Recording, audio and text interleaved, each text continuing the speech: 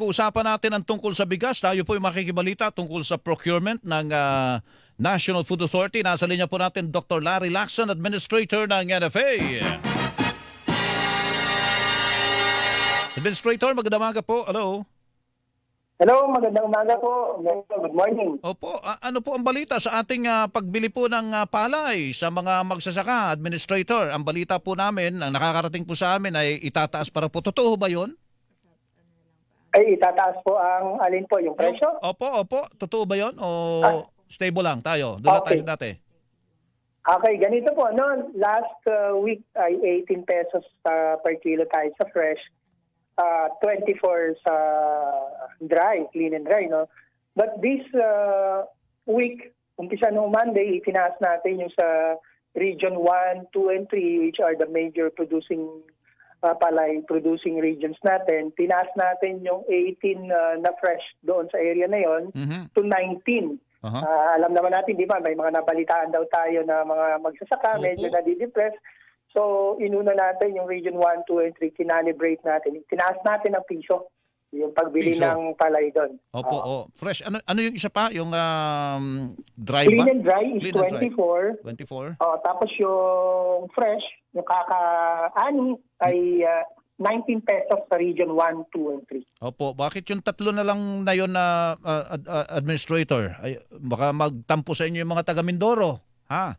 Hindi naman. Kasi ang sistema, isa rin natin kinonsider yan, Melo, no? Pero tinitignan kasi natin yung galaw ng presyuhan sa bawat probinsya. May survey tayo niyan, no? So base doon natin binabatay yung presyuhan ng palay natin.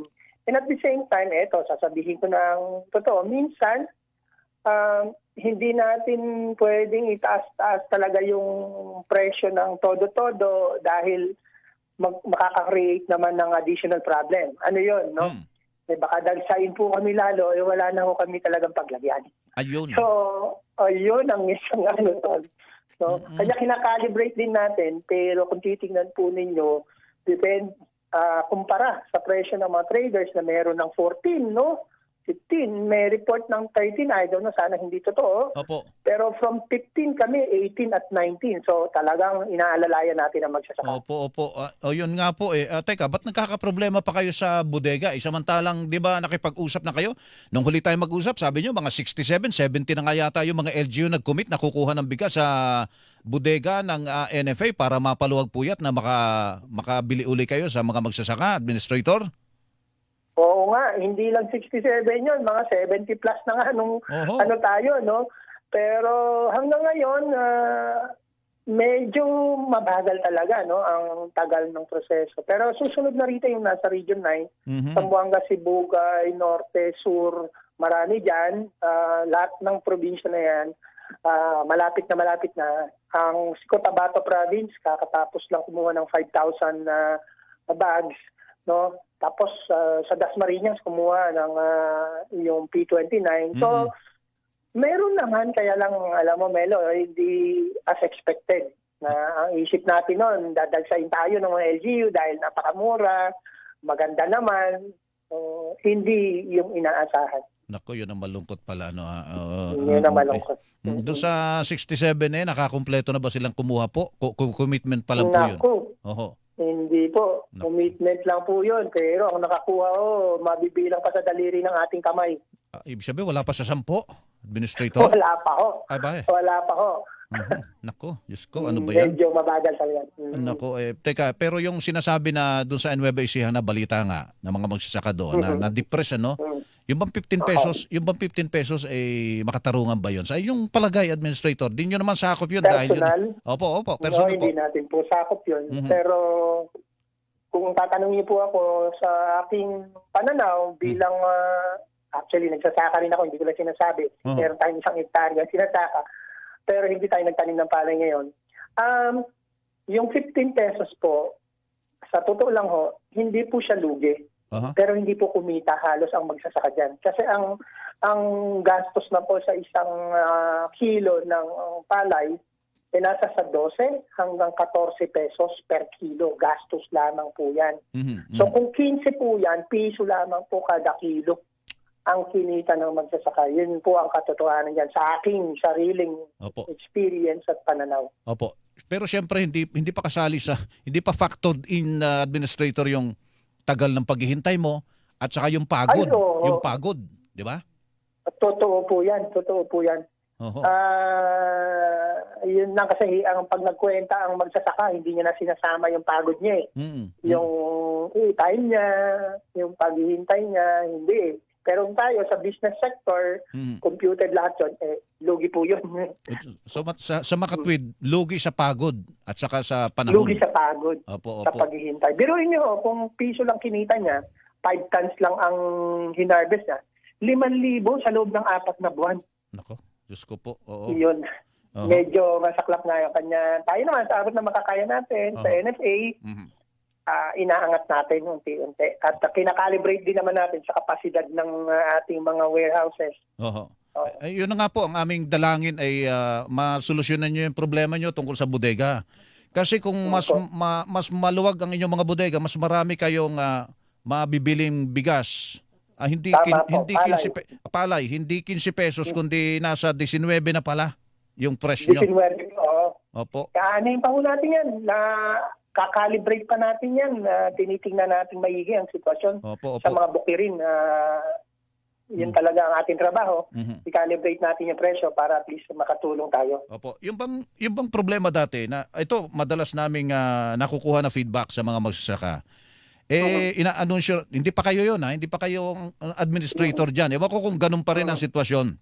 Nung araw, sinasabi nila, ina-anunsyo lang naman ng NFL, ganito ang kanilang kuha, hindi naman sila pumupunta ron, nauunahan naman sila ng mga rice trader sa... nakakalat ba ang tao niyan para mamili sa mga bukirin, administrator? Opo. Alam ko na, yung ibig niyo sabihin. Yun kung, kasi ang trader, talaga po hindi diretso yan sa mga bukirin.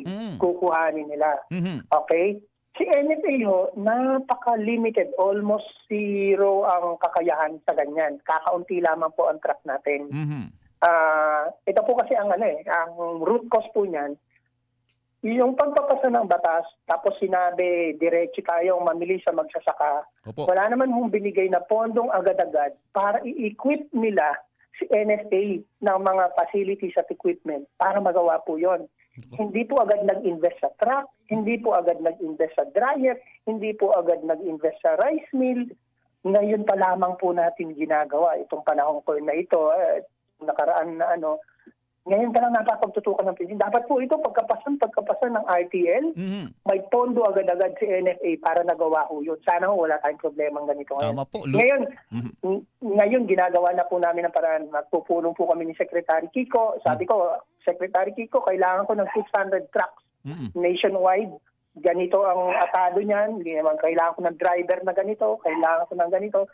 Nag-uusap po kami dyan ng masinsinan kasi gusto po naming masolusyonan yan. Opo. Kasi ang reklamo nga ng mga magsasakay, pupunta kami doon sa buying station ng NFA. Ang layo nun. Kaya dito na namin ibebenta sa mga gagastos pa kami pa magbibiyaya papunta ron. Kung yung sinasabi niyo na logistics na yan ay mangyayari, administrator, pupunta roon sa bukid mismo at kayo nakaabang doon pagka-ani, wala nang problema ang mga magsasaka. Di ba? Tama po. Kanya, kahapon, Monday, nag-usap kami ni Secretary Kiko, nag-meeting kami at together with the RICE program, na pag-usapan namin itong problemang ito. At yun nga, kinumputan ko na sila, mga 600 trucks ang kailangan namin para yung binibili namin, lahat pwede kami dumiretso sa magsasaka. Pero sa isang banda, Canelo, I don't want to give false hope. Ganito naman ho, ito yung realidad. Ang kaya lamang pong bilhin ni NFA sa pondo na ibinibigay sa atin at sa mandato na 15 days sa ngayon, ang kaya lamang po namin bilhin sa total production po ng Pilipinas sa isang taon ay 4.5% liit na of the production. Oo. Opo. Naku po, maliit pa rin yun. Opo. Sa ngayon. Ayaw po natin magbigay ng false hope. Trabaho lamang po kami pero mahirap naman baka singilin tayo. Bakit di tayo gano'n? Ito lang ho ang pera. Opo. Ano pa rin? Pondo pa rin ang bottom line, administrator. Yes. Opo. Sige po, administrator. Salamat po. Good luck po sa inyo. Magandang umaga po sa inyo. Salamat din po. Good morning po sa ating lahat. Apo, si Administrator Larry Lacson, National Food Authority. Oras! Hilingan, walang pinopro